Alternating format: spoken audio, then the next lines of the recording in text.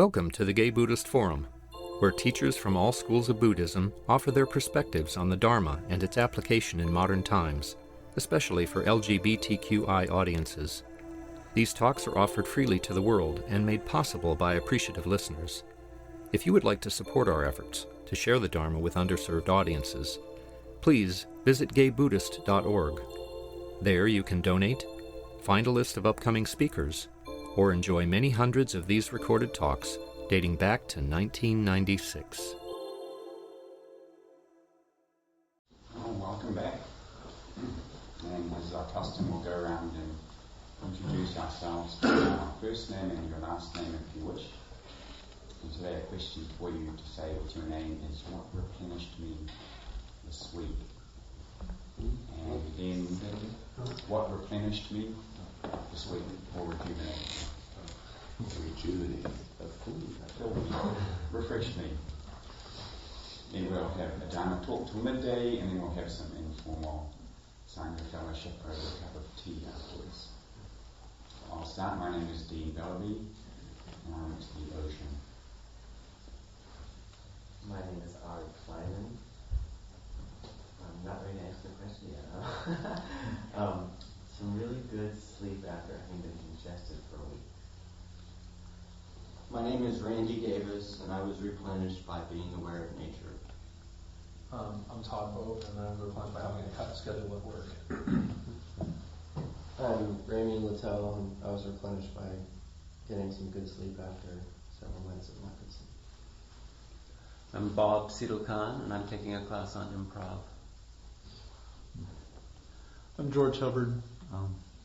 The sun replenishes me. I'm CJ, and nice walk across the Golden Gate Bridge yesterday.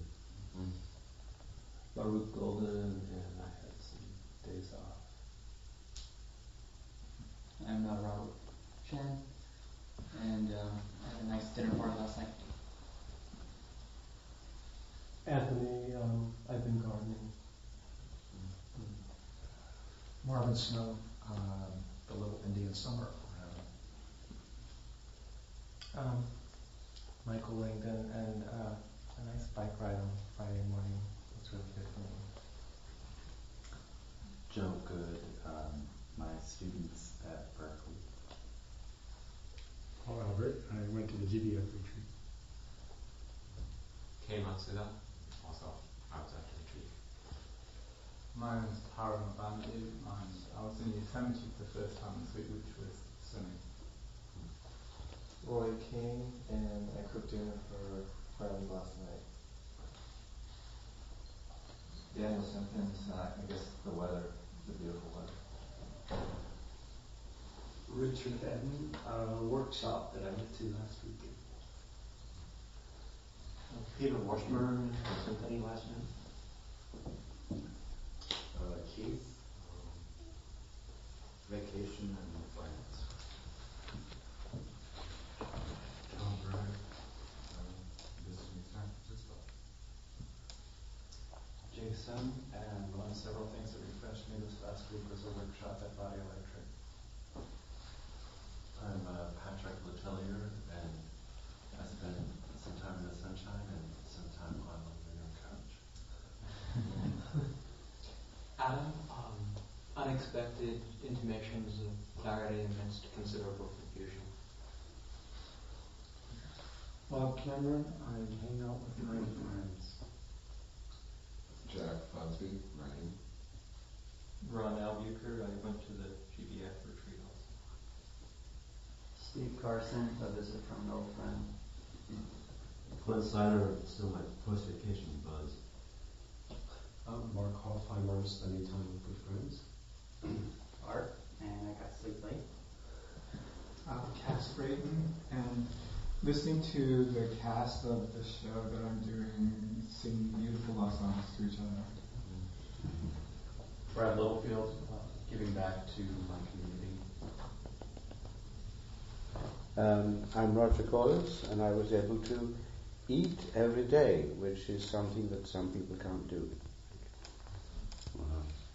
Howard Deport, anticipating the visit of a friend from Taiwan this week. Today the Dharma comes to us through Roger Corless, who's the Professor of Religion Emeritus at Duke University and has retired to the Bay Area, where he contributes to the newsletter under the nom de plume Dharma Day, and is the author of several books, including Vision of Buddhism, The Space Under the Tree. And today, Howard is courageously experimenting with a new type of interview format. Barbara Wallace, except with much snappier hair. Barbara. Are we on? You're on. Well, I know that our time is pressed today, given the fact that there's another event going on here. So we're just going to dive right in. This is a new format for Sangha, for the Dharma talk, and it's partly, well, very much experimental. But it was motivated by a desire to learn, Roger, first of all from you and from your life experience. And all of us are critically aware and appreciative of profound intellect and awareness and scholarship around the Dharma and religion, Christianity, and we've been blessed richly by your teachings throughout the years. We want to continue that blessing, but also with a little twist. We want to have a sense of wanting to learn about the Dharma from your life experience. So part of my challenge is going to be keeping the professor here, along with that profound erudite presence. So you are, we sense a tree deeply rooted, and we would like to pluck your fruits today. That sounds rather ominous. Yes. In the sense that the fruit is quite ripe. I was thinking about this. First of all, I just want to know, kind of a conversation between you and me, and everyone gets to listen in. But and there will be apparently time for questions afterwards. So at some point we try to stop. I'll keep a track on that. Like that. And yes. also, yes. Dean will help me. Since I'm 68 years old, we can't go through everything that I've done in one installment, I think. Well, that was one of my questions. So yes. 68. Yes. Mm-hmm. But how are you doing right now? We have all held you in prayer and meditation around the disease process in your life. So how are you doing? Well, I'm coming out of the tunnel, but I'm not quite out yet. The cancer that I've been working with, and I do like to say I've been working with the cancer. I don't like to say fighting. We normally say I'm fighting cancer. That means I'm fighting my own body, and that doesn't help me. I've been working with the cancer since I was diagnosed in November of 2004, and it really consumed me. That was the one thing.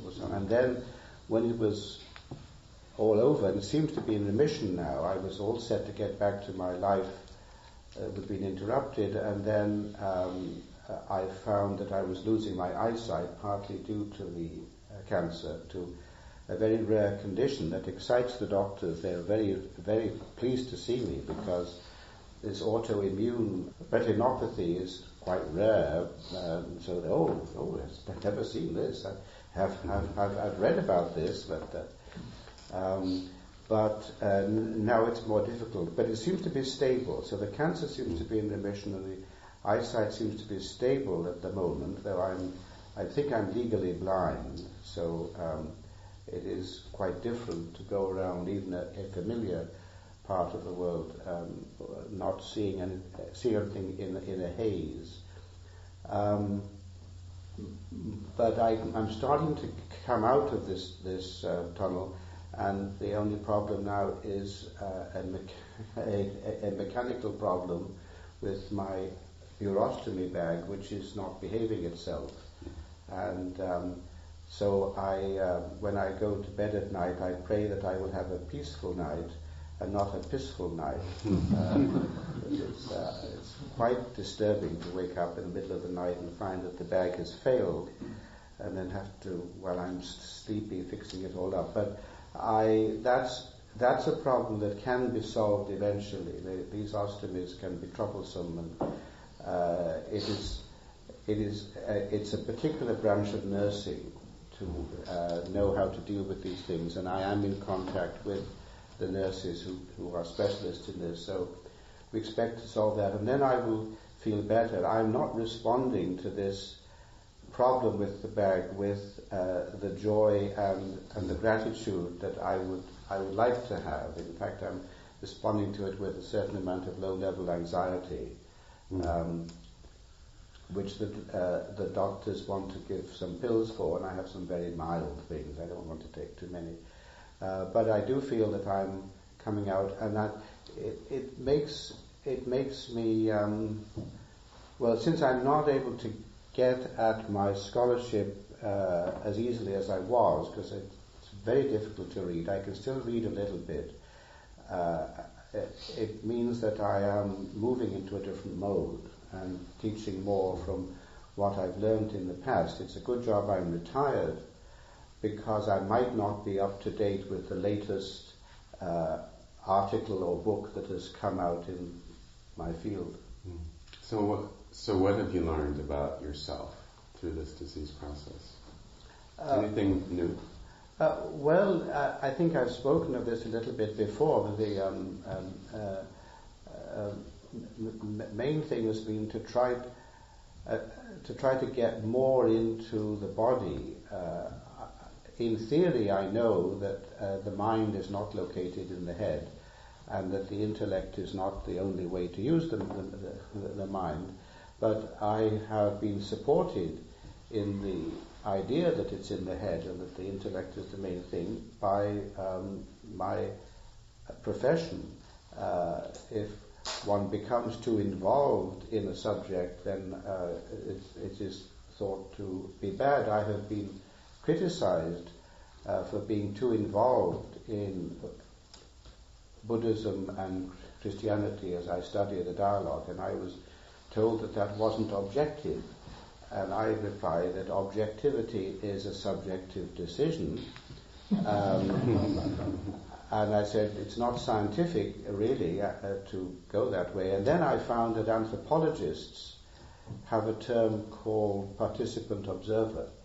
So I said, well, I'm a participant observer. Oh, well, that's all right then.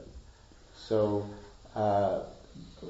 however, it's been very difficult for me to come into the body properly and to take care of it in this way. But the disease I had is something that you don't really want to talk about much in public. I mean, most people don't want to hear that you have blood in your urine and that you're waking up in a puddle of piss after it's all fixed up and so forth. Because we ignore all of that. We tend to think that if we have a body, it's the body beautiful. And we don't realize, as I think Dzongkhapa says, if you don't think that your body is a stinking mess, try going without washing for a considerable time, and then you will find out. And we are fortunate, I tell everyone this was fortunate, that we can keep washing, and then we don't notice that actually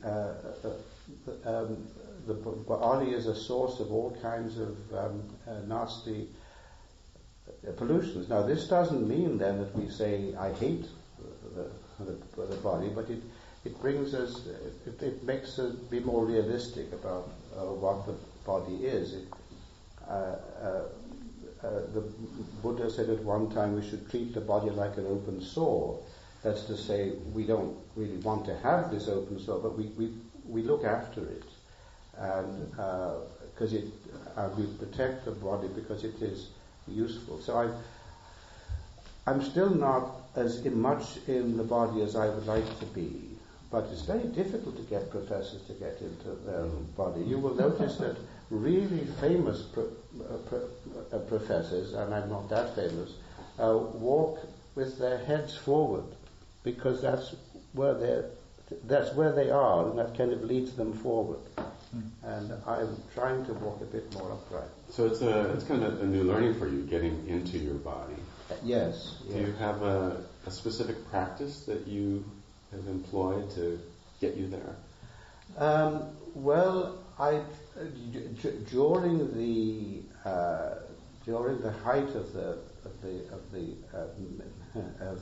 medical treatment of repeated surgeries and chemotherapies, I didn't have the energy to do any kind of formal meditation, and I haven't really got back to it yet. So I would just lie on a recliner and maybe put on some soft music and just try to be present with the condition.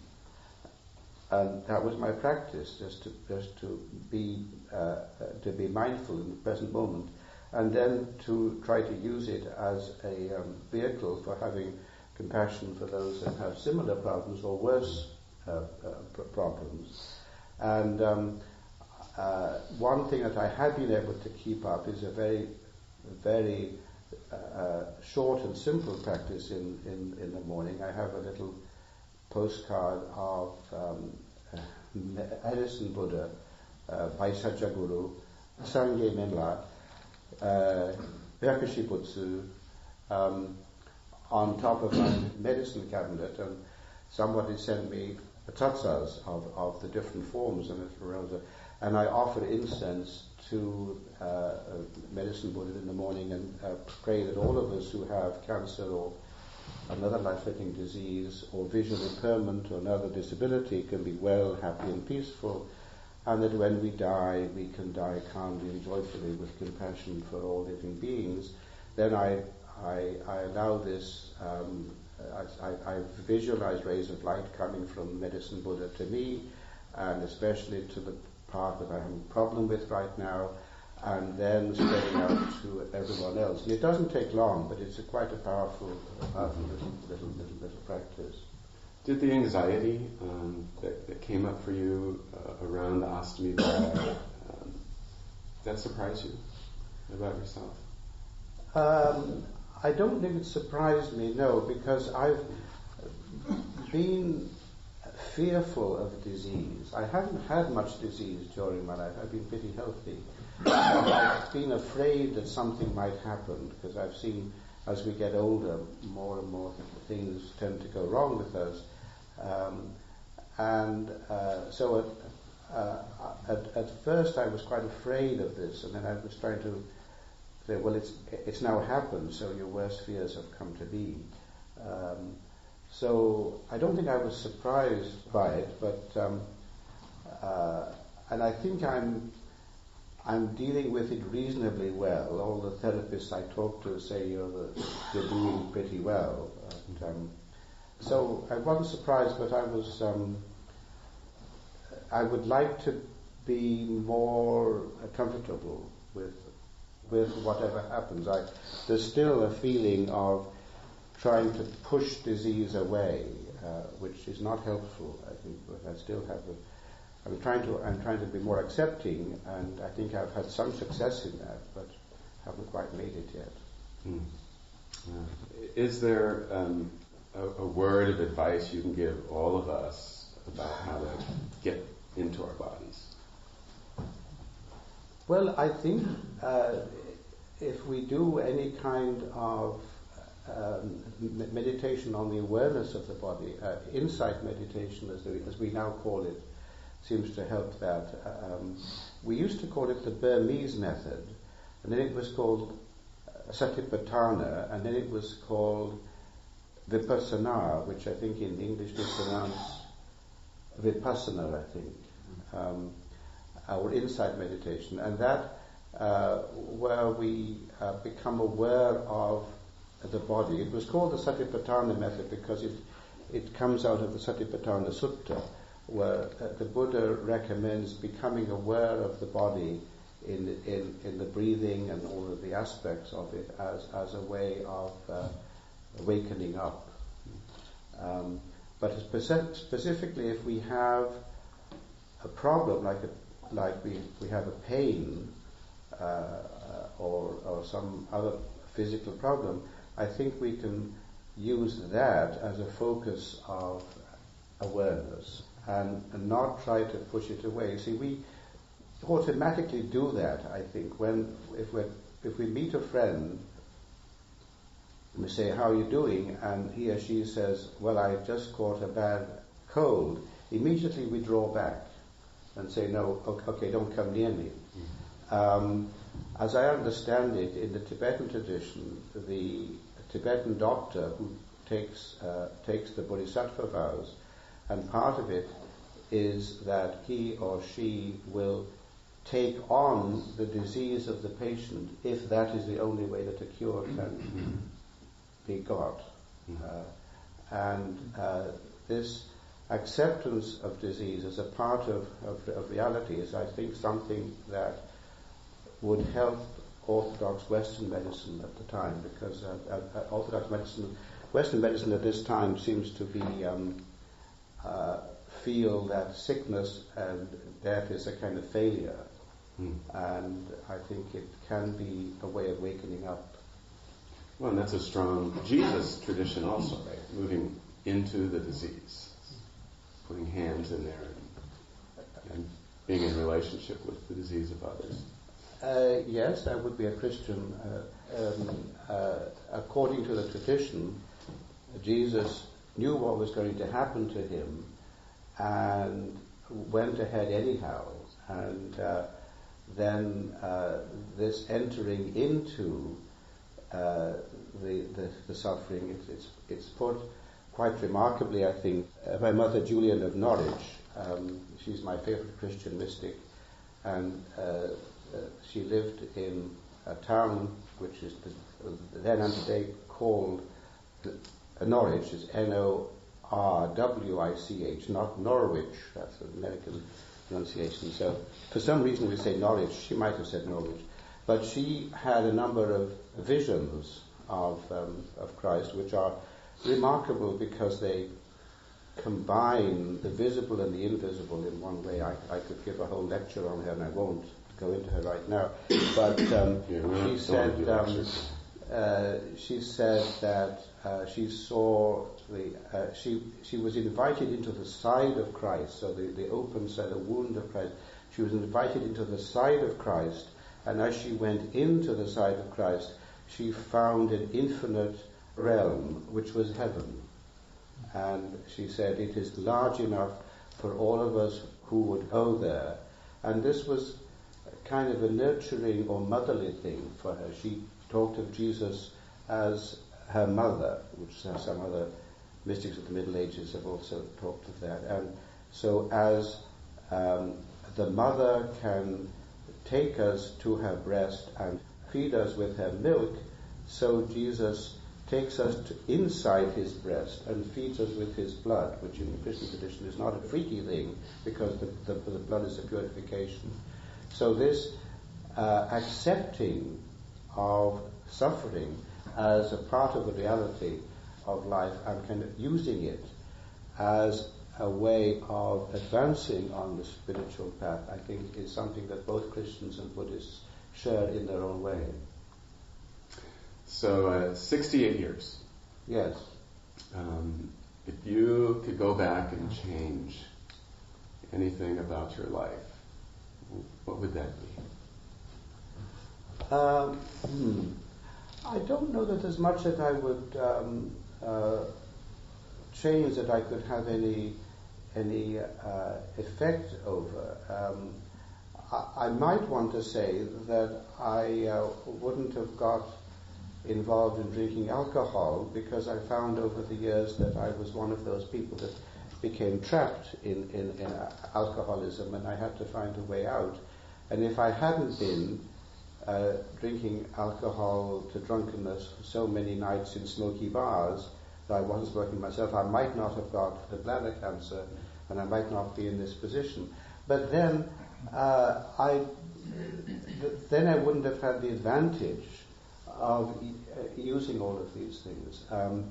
I can't think that there was a time when I made a decision that I thought was a bad decision. I remember when I was I'd finished undergraduate college at London, and I realized that I had the opportunity just to go on be in a regular job. My father worked in a bank, and I was maybe should do that, though I'm terrible at figures. I don't know how I would ever do it, but of course today it's all done by computer, so no one has to add up anymore, thank goodness.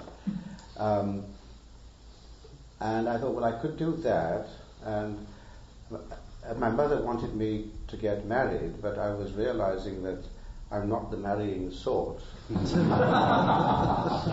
wasn't going to happen. And so I thought, well, I could do that, or I could try to work with Buddhism and Christianity in some way that I don't understand. And apparently to do that, I've got to go to the USA, because there was more opportunities for graduate study in that area.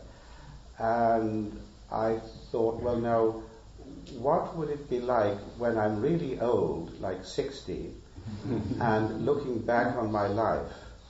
And I would think, well, if I chose to go into just an ordinary job, I don't know what it would have been in banking. Probably would have been in retail, actually, because I did have a short time being in a retail business, and I found I could do that. I could sell stuff to people. Then I might think, well, I should have taken the risk, because it was a great risk. I had to leave my country of origin, come to the US with, I had $100 and 200 books. And now I have a little more than $100, and I have about 4,000 or 5,000 books. I'm not quite sure what to do with them when I can't see. So and then I had to come to the US on a one-way ticket. I came on the boat, because that's the only way you could take all these books without extra charges on the airlines. And there weren't many airlines in 1962. There weren't that many aircraft coming across. So here I'm making this big decision to leave everything. I don't know anybody in the US. All my friends are in the UK, and it's a one-way ticket. Would I ever come back? Because I was going to be given a job. I'd landed a job in New York City, selling church furniture, church appointment in a church bookstore, because I was doing something like that in England. And the man who offered me the job said, well, we could start you at that. And I said, well, what would the salary be? And he said, well, $350 a month. And I said, well, I'm not too familiar with American standards of living and what the dollar is worth. Could I live on that? Just barely, I guess, he says, which was true. He wasn't lying to me. So I thought, well, can I possibly do that? And I was quite afraid to make the jump, but then I thought, if I look back on my life and I didn't make the jump, I would feel that I had wasted my life. And if I made the jump, but it didn't work out, I'd say, well, it didn't work out. So I actually have been pretty clear about my motivations throughout my life, and I don't believe that I've made a really big error. If I'd known that alcohol would not suit me, I might not have gone into it. But then recovery from alcoholism is a foundation of my spiritual practice. 5 million questions from that little episode just stirred in my mind. But I do want to go back. Can we get a little personal? More personal? Depends how personal. Okay.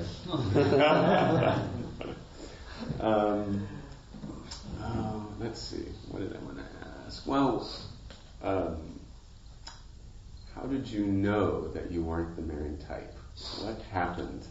Oh, it gave you an indication. Well, it was very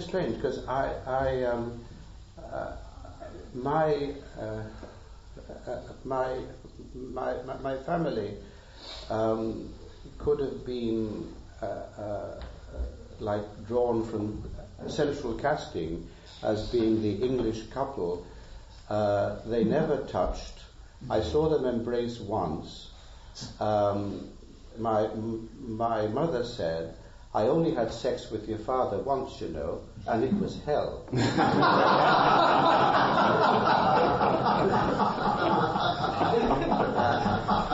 I'd be ready to. Yeah. And sometime later, when there was a sex scandal on the TV from some politicians, Mother said at the dinner table, "Well, I don't know what all this fuss is about sex. I never found it all that interesting." And my father, they were about in their 70s then, said very quietly, "Yes, dear, it was very seldom, wasn't it?" So I was brought up to think that sex was some very frightening thing that other people had, possibly in France.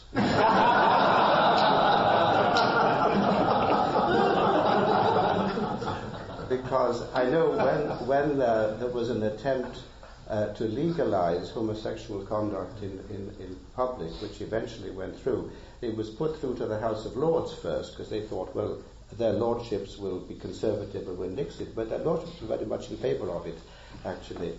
But the Field Marshal, the Lord Montgomery, who was well known, of course, for the Second World War stuff, delivered himself of the opinion that I have heard that these kinds of things go on in France and so forth, but we are not French, we are English, thank God. So I didn't understand about sex, and I had these strange feelings, and then as I got a bit, and I was always a bit fussed by large women who would descend on me and say I was so cute, and then they would put makeup all over me, and they kissed me, and it was, oh dear, what? And I would withdraw. I said, no, you mustn't do that, you know. And then when we got to puberty, the other boys, you would find that the girls were interesting, and I thought, well, I don't know what they see in that, and I was more interested in the other boys, but I knew there was something wrong with that. So I stuffed the whole thing, and I just got into my books. And my books have been my significant other. I never knew that you could date or have a boyfriend. I mean, it was there was also a big scandal when I was in my teens with a certain Lord Montague who lived in a big home called Bewley. It's spelled Beaulieu, but you know we are the country that produced Monty Python, so you don't expect things to be pronounced how they look. So and he would have these big parties for these men, and somebody ratted on him, and it was like Oscar Wilde all over again. And I thought, well, I would have liked to be at one of those parties, but he was in jail, and it was sinful and so forth. So it wasn't until I came to the US that I began to poke my nose out of the closet in a little bit, even though the US was a bit nervous about this. And there were a lot of questions on my visa application about sex. Also communism, and they put me down as being a communist sympathizer because I had attended the University of London during a time when the leadership of the student union at London University had been Trotskyite, and he said, "Mr. Corless, were you a student?" And I said, "Oh yes." And I said, "But however, our college didn't forward the money, so I wasn't really." And he was a bit depressed, but he put it down anyhow. But they wanted to know a lot about sex, and one of them was about homosexuality, and I said no, because I was thinking, well, maybe I'm going through a phase, you know. And then, are you proceeding to the United States of America with the intent of perpetrating an immoral sexual act? It wasn't specified what. That was on the application, or the person just asked it? That was on the application form, yes. It was this long form. It was really an amazing form. The Immigration and Nationalization Service is a very strange outfit, because it doesn't come under the... it's not looked at by the ordinary American voter. It's all done by executive order. And actually, the homosexuality thing was still on there when I was becoming a citizen, and I stayed off for a bit until it was removed under the Clinton administration. It was removed from that. But when I came to the U.S., then I was a little more liberated from other things. But it wasn't really until I got to the University of Wisconsin and found more people around. Then I would just get drunk and go to the bars. But this wasn't a satisfying thing. And it really took me entering a recovery program before I realized that, this really was me. But now what do I do about it? And I don't know that I want to date, because then I might get into a relationship, and then I'm not accustomed to that. I mean, I've lived on my own such a long time. Anybody else in the place is difficult. But I've become comfortable with the fact that I am gay, and I'm pretty well exclusively that. I just don't. I'm not really towards the spectrum of being heterosexual. But now a strange thing has happened, that since they removed my bladder, they also removed the prostate, which of course interferes with a certain mechanism that you can understand about. But it also seems to have taken away a lot of my libido. I mean, perhaps I'm concentrating maybe on the bag all the time. But I now find myself in a strange position of being a kind of sexless being in a rebirth, which is very sexual. This the human rebirth is controlled by sex to such a large extent that it's only when one becomes a bit sexless that one realizes the problem, I think. And I think that's why when the Buddha is shown in the Bhava Chakra, in the Wheel of Existence, as being incarnated in different, the Buddha's appearing in the different realms of rebirth. He appears as a person giving food to the hungry ghosts and playing music to the devas. He comes to the human realm as a monk, as if to say, in order to progress in the human realm, you must work with your sexuality and find out what is the most skillful way to use that power. I think the details then could take a long time to talk about, but I think it's quite important. And I'm just beginning to realize this now, because at the moment I seem to be this sexless being in a sexed world. Who knows, if the bag thing's worked out, maybe I'll start getting interested again. But it's quite an interesting observation that I'm making now. We're running up against the clock. We wanted to open up the Sangha to questions of Roger. We really only have about 10 minutes. So let's go ahead and do that. If you want to say something, could you say something as well as raise your hand? Because I might not, if you raise your hand, I might not see it. And I'll help to identify. Yeah. Please. Hi. My question was, I was a bit interested what drew you to Buddhism? Because in 1960s, I don't think there was that much going on in terms of Buddhism. So how did that happen? Yes. Well, in a sense, it's a rather embarrassing.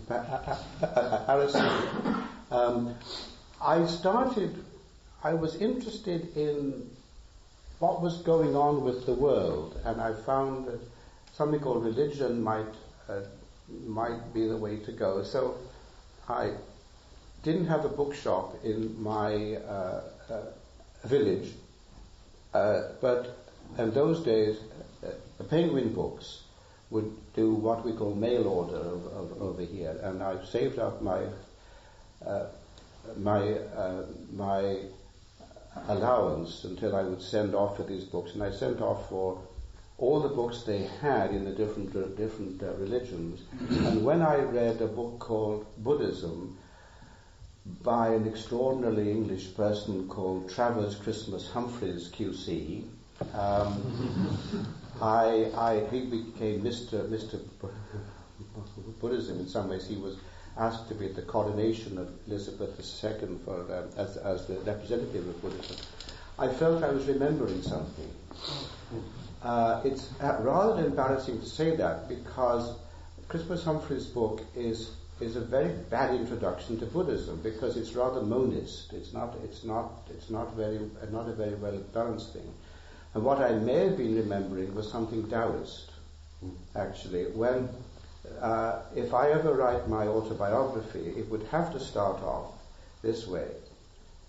He hasn't got jaundice, you know, Mrs. Corless, the nurse said as she brought me into my mother.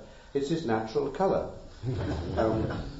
I was extremely yellow, and through my early life until puberty, I was quite yellow, and I was called Chink by my compatriots, by the playmates. I was the recipient of a racial slur, even though I wasn't part of that race. And the people said, when you smile, you lose your eyes, you see, and you look Chinese. And I've had, even though I've changed a colour, and I recognized when I was about 8 or 9, I was changing colour, because they called me sallow, and then I went white again.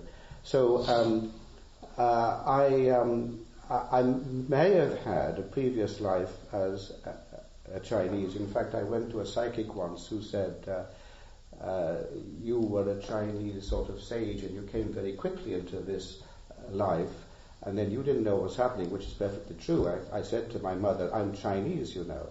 And she said, we're not playing at being Chinese. I said, no, Mother, I'm not playing at being Chinese, I am Chinese.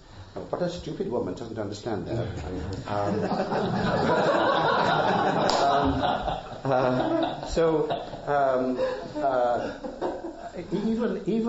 Even today, when I'm pretty, my skin is Caucasian, I will have Chinese people who've just met me say, you come from China, you look like you might come from the northwest, from the Xinjiang. Well, not this life. So I was remembering something, and that's what drew me into Buddhism. And then, of course, it took me a long time to unlearn what Christmas Humphreys had told me in that book. And so I would recommend you read my book, The Vision of Buddhism, which is a sort of reversal of all of that. So do you have a sense of a future life? Well, I like to joke that I'll come back as a Chinese lesbian. I'm trying to write my articles and books now in a fairly comprehensible English, so that that lady will be able to learn English and understand what I'm trying to say. I would like to have at least one trip into the Deva realm and have some R&R after all of this.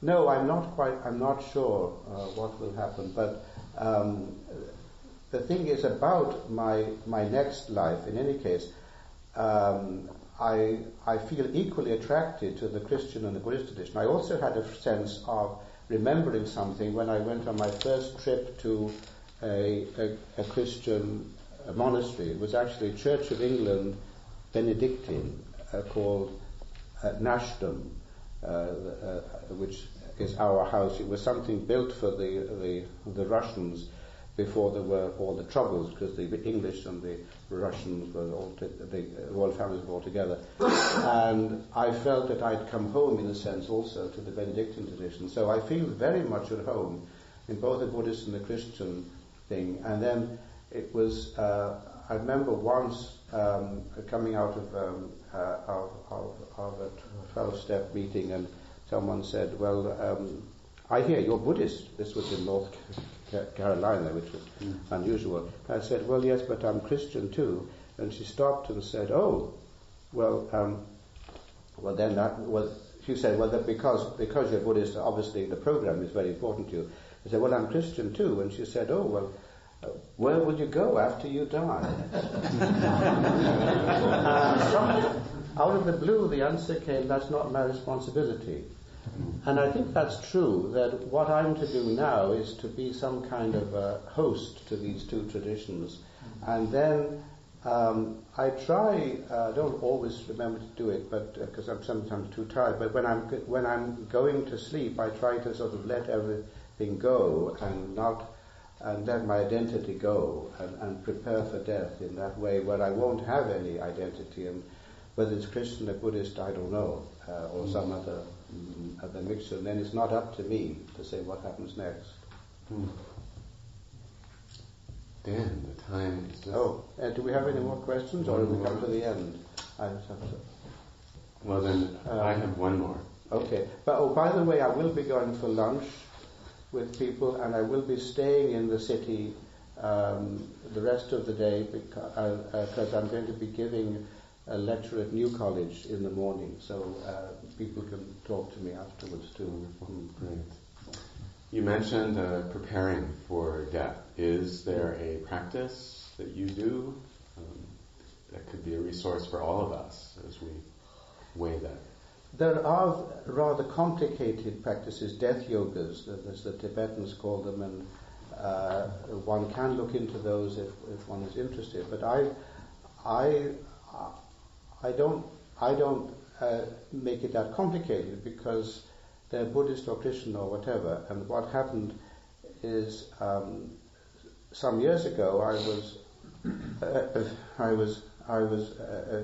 visiting the Bay Area. I wasn't living here then, and I realized during the night that I developed an inguinal hernia, which had stuck out much further than it should do.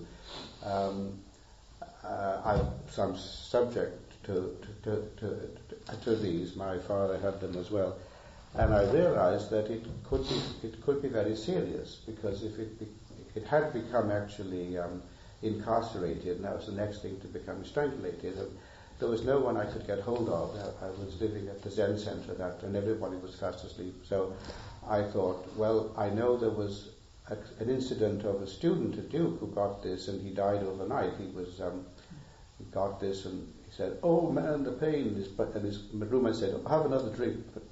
A dude, and in the morning he was dead and blue. So I thought, well, this might be it. So then I thought, well, now I must prepare for death. But should I do Christian stuff, or should I do Buddhist stuff?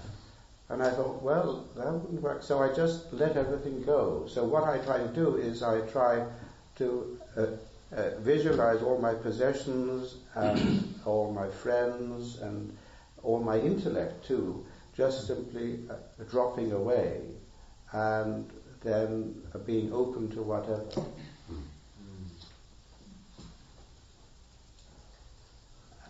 Are we out of time?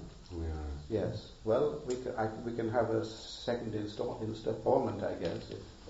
There's quite a lot to say. Actually, if anybody would like to help me with my autobiography, it might be interesting. Some people have said I have a very interesting life. So, if someone would like to help with dictate it and they'd write it out, it might be a bestseller, who can say? We could share the profits. On behalf of the Sangha, I just want to express my appreciation, and certainly our appreciation for your vulnerability and openness with us this day, and the love that we hold for you is held high. Thank you very much. Thank you also, Lab. Good job. Do we have any announcements?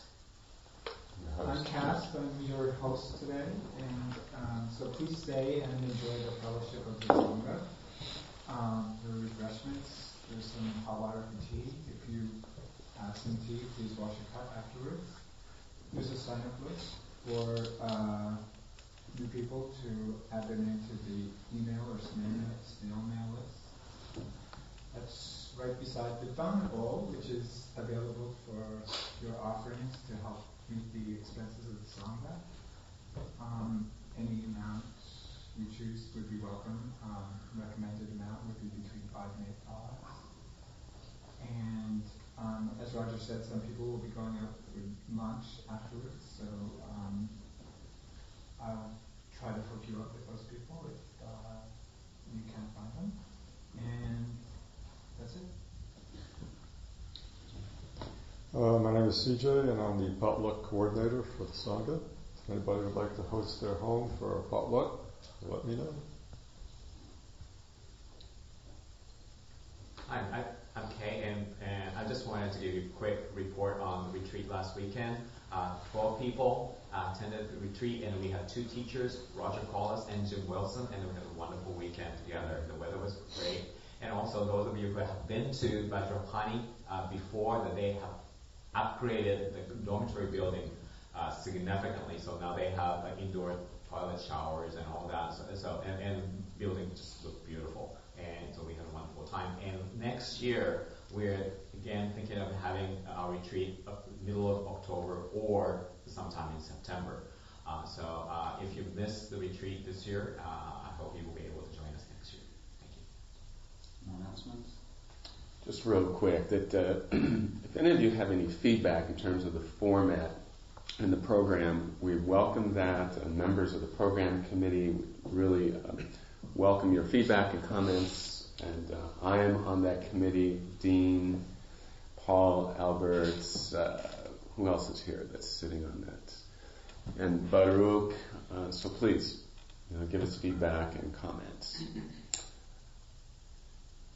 Is anybody new today for the first time when visiting? More or less. And also over there.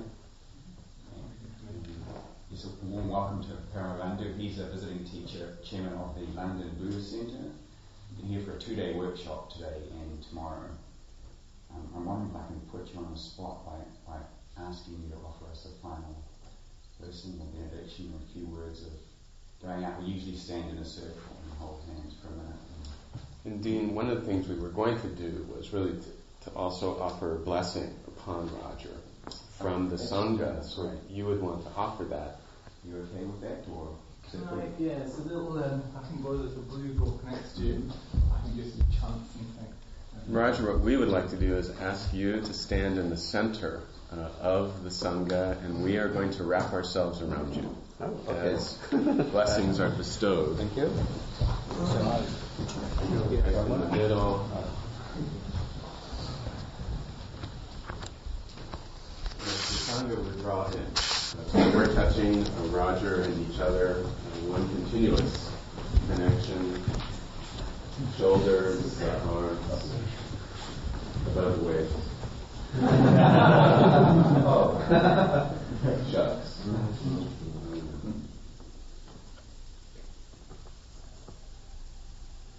Bhavatu sabba mangalam rakantu sabba devata sabba puhanu bhavena sadasoti bhavantu te. Bhavatu sabba mangalam rakantu sabba devata sabba dhammanu bhavena sadasoti bhavantu te.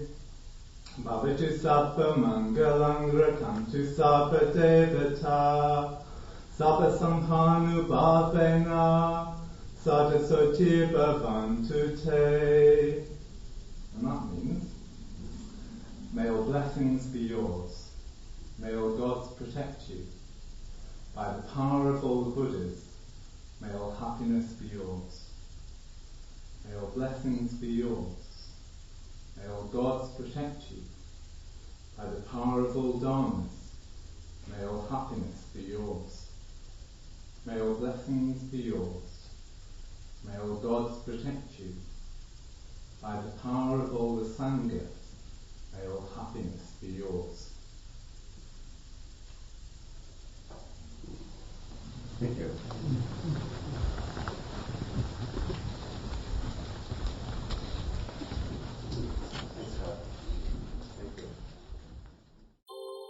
Thank you for listening to the Gay Buddhist Forum.